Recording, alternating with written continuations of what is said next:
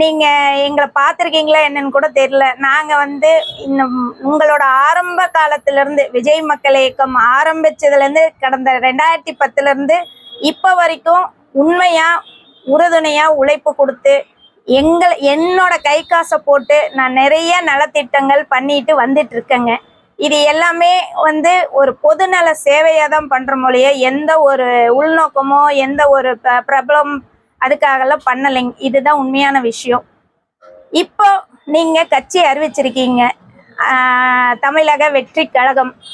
இந்த கட்சி அறிவிச்ச உடனே கடந்த 20 வருஷம் 30 வருஷம் உயிரை கொடுத்துட்டு பாடுபட்டிருக்காங்க எல்லா மாவட்டத்தை சேர்ந்த சகோதர சகோதரிகளுக்காகவும் தான் நான் இப்போ இதை பேசுறேங்க.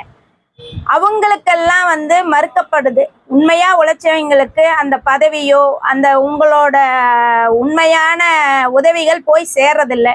நடுவில் இருக்கிற மாவட்ட நிர்வாகிகள் நகர நிர்வாகிகள் அனைவரும் உண்மையா இருக்கிறவங்கள உங்க பக்கமே கொண்டு வர மாட்டேங்கிறாங்க. அவங்களுக்கு சார்ந்த அவங்க சொந்தக்காரங்க அவங்களுக்கு முக்கியமானவங்களுக்கு முக்கியத்துவம் கொடுக்கறதுனால எல்லா கட்சி எல்லா இதுலயும் நடக்கிற ஒரே தப்பு தான் இங்கேயும் இப்ப நடந்துட்டு இருக்குதுங்க.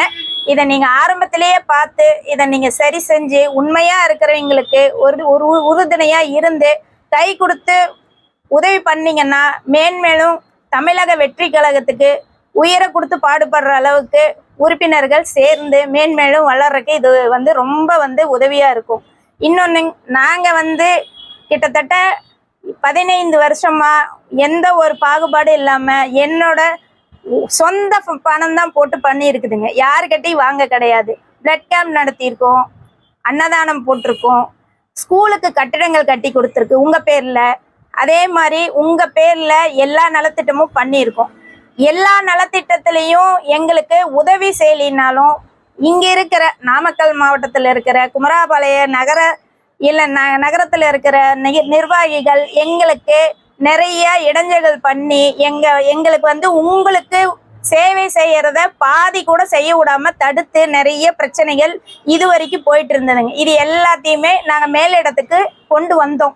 இது எல்லாமே உங்களுக்கு வந்துதாங்கிறது கூட எங்களுக்கு தெரியாதுங்க உண்மையாலும். அதனால இப்ப இதன் மூலம் நான் எல்லாமே தெரிவிக்கலான்ற ஒரு இதுலதான் இந்த பேட்டியே உங்களுக்கு போய் சேரணுங்கிற ஒரு குறிப்பிட்ட இதுக்காக தான் கொடுக்குதுங்க.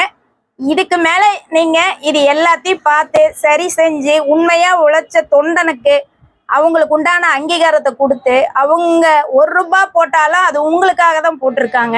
அந்த ஒரு இதை வந்து நீங்க மனசுல வச்சுக்கிட்டு எங்களுக்கு முழு சப்போர்ட் கொடுக்கணும். மகளிர் அணி தனியா கொண்டு வந்து மகளிர் அணிங்கிற ஒரு பொறுப்பு கரெக்டான ஆளுக்கு போட்டு கீழே இருக்கிற எல்லாத்தையும் கரெக்ட் பண்ணணும்னு சொன்ன முதல் ஆள் தமிழ்நாட்டிலேயே நான் தாங்க. இன்னொன்னு உங்களுக்கு தாழ்மையா தெரிவிச்சிருக்கிறேங்க தளபதி அவர்களே, தமிழ்நாட்டிலேயே முதல்ல மகளிர் அணி குமராபாளையத்துல சிறப்பா ஃபங்க்ஷன் பண்ணி நடத்தினது எங்க குமராபாளையத்துல தான். அது உங்களுக்கு தெரியப்படுத்திக்கிறதுல ரொம்ப நான் சந்தோஷப்படுறேன். அதுல இருந்து இப்ப வரைக்கும் எவ்வளவு இளைஞர்கள் வந்தாலும் நாங்க நிறுத்தாம பண்ணிட்டு இருக்கிறோம்.